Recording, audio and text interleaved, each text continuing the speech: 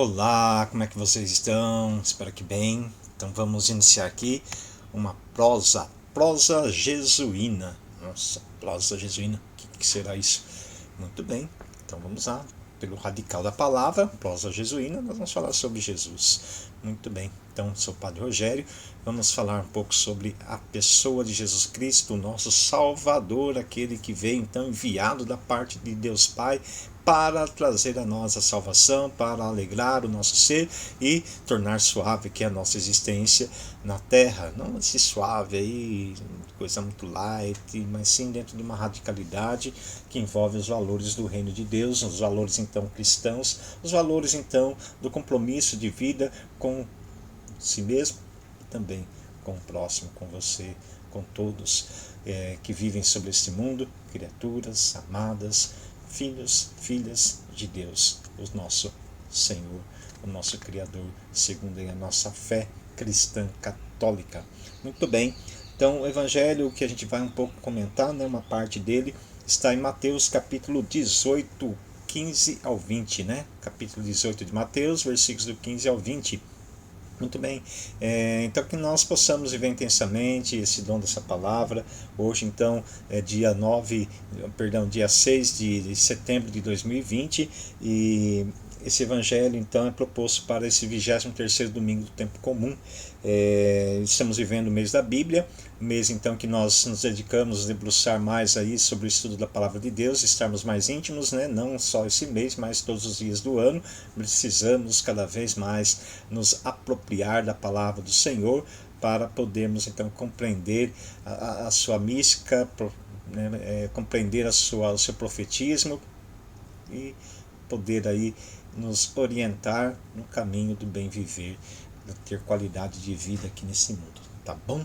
Então vamos lá, então eu queria pegar apenas o versículos 19 e 20, mas eu vou falar, né, o evangelho todo aqui para que a gente possa compreender o seu contexto. O contexto da história, não o contexto histórico, isso aí então a gente pode estar fazendo em outro momento, devido então ao tempo que nós temos, né? Então aqui já está durando 2 minutos e meio este vídeo, então vamos logo ao assunto para não ficar muito compridão.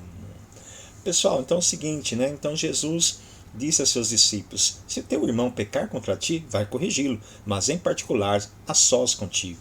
Se ele te ouvir, tu ganhaste o teu irmão. Se ele não te ouvir, toma contigo mais uma ou duas pessoas, para que toda a questão seja decidida sobre a palavra de 2 ou 3 testemunhas. Se ele não lhes der ouvido, dizei-o à igreja.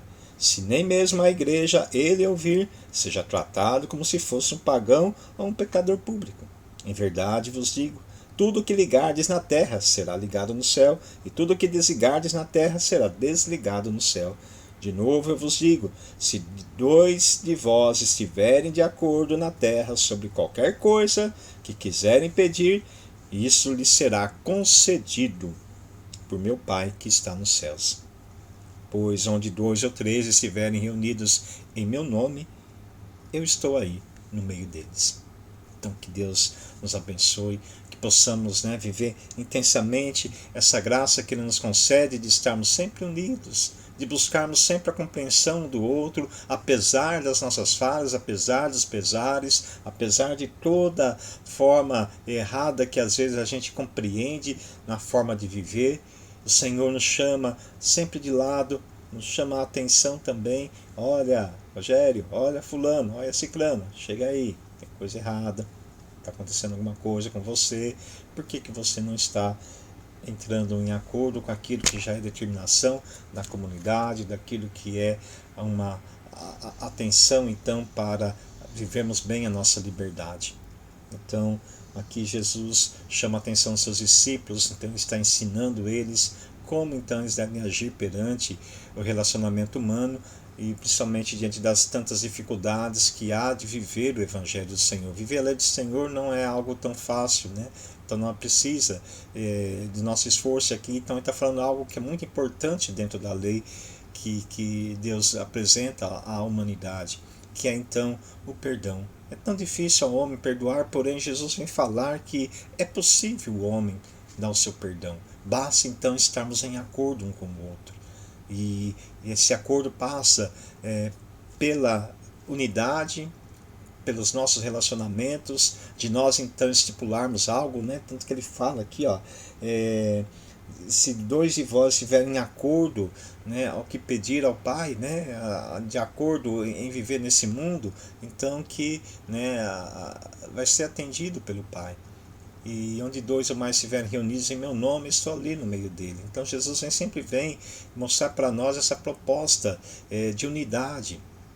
E aqui ele fala, né, da correção do irmão no início desse evangelho. Olha, eu quero, né, que vocês se entendam, se compreendam. O irmão pecou, corrige-o, vai lá, chega, conversa, chega aí, vamos trocar uma ideia. Olha, é o seguinte, vamos fazer uma prosinha, né? Falar sobre a vida de Jesus, o quanto ele nos ensina então a sermos amáveis, a corrigir o irmão com amor, não com aquela sentido de condenação. Você fez isso, acusa e detona e acaba então excluindo a pessoa da vida comunitária, da vida social, acaba, né, excluindo a pessoa de uma boa convivência junto aos seus irmãos e irmãs. E ali então, esse aí é o caso extremo, né, que Jesus vem falar aqui depois, né, olha, né, se não teve acordo, o irmão não quis se arrepender, não quis então fazer aí o seu meia-culpa, né, reconhecer e voltar a caminhar dentro do caminho proposto, então, nesses acordos que é feito nessas convenções humanas, né, que é uma convenção humana, seu padre? Convenção humana é aquilo que a gente então acaba fazendo como acordo tipo uma regra familiar, né? Você está na casa, moram 5 pessoas e todos precisam, né, usar o banheiro, então tem sempre, né, aquela questão, né, mas eu preciso usar agora porque eu tenho que sair, porque eu tenho que ir para a escola, então eu preciso tomar o banho primeiro, senão eu vou perder o ônibus, eu vou perder, né, a primeira aula, então vou chegar atrasado, então eu preciso. Então esses acordos aí que organiza a vida comunitária, que organiza a vida familiar, para que ninguém seja peso para ninguém. Então, quando alguém então deturpa aquilo, causa uma irritação naquele acordo, e isso então tem que ser discutido. Por que você fez aquilo? Você não percebeu o que você fez, o que você falou, ofendeu, machucou, feriu, desuniu? Vamos, né, entrar num acordo novamente para a gente poder então manter a nossa estabilidade, para a gente poder então ter aí uma equação legal, algo equilibrado novamente, na harmonia. Então, queridos, vocês que estão aí, né, conosco, tendo essa paciência, né, então que a gente possa então sempre, né, saber fazer o nosso perdão, estarmos também preparados para receber as críticas, receber então aí também aquilo que é a nossa correção, né, se a gente fez algo de errado, chegar, conversar, está aberto também para o diálogo, está aberto para essa correção, para o arrependimento principalmente, né? Então essas leituras do Evangelho estão ligadas também com as outras leituras lá que você pode depois na sua casa, né, com a sua Bíblia.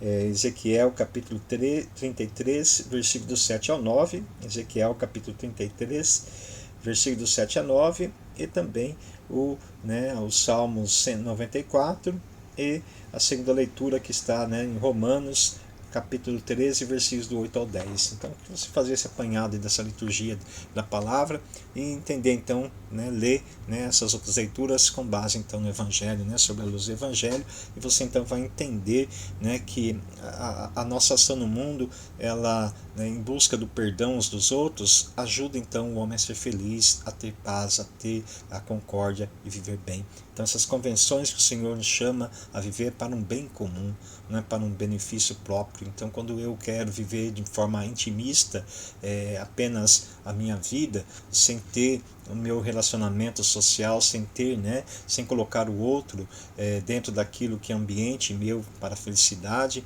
ou para uma boa vivência, então estou sendo egoísta, estou sendo totalmente alguém usurpador, né, está usurpando de um benefício que está beneficiando apenas a mim e não a todos. Então, né, nós vivemos uma sociedade, essa vivência na sociedade exige de nós acordos em comuns, um bem comum, para a gente bem viver. Então, eu posso matar? Posso matar, só que me convém matar? O que eu vou causar com a morte do meu irmão? O que né, vai acontecer com a família dele? Como que vai ser feito? Como a minha família?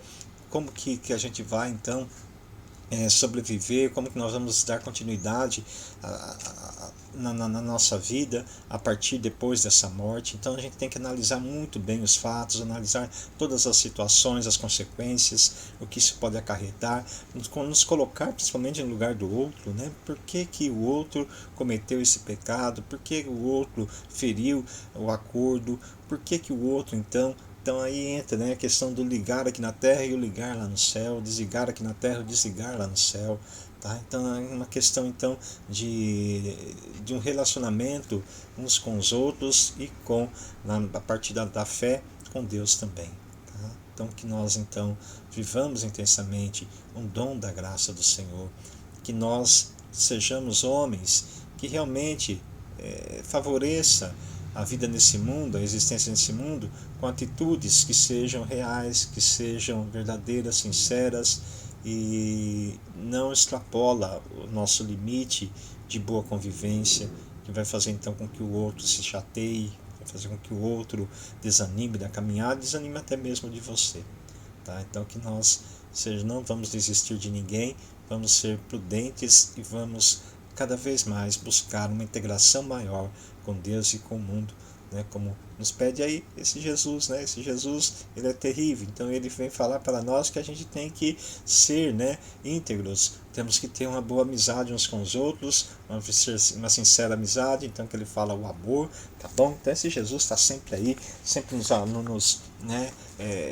perturbando aí, cobrando de nós isso daí, porque olha, você brigou com o seu irmão, olha, você fez aquilo, olha, cara, o que é isso?